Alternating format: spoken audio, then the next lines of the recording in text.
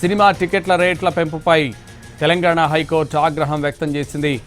పదే పదే రేట్లు ఎందుకు పెంచుతున్నారంది, ఎన్నిసార్లు చెప్పినా పట్టించుకోరా అంటూ సీరియస్ అయింది హైకోర్టు.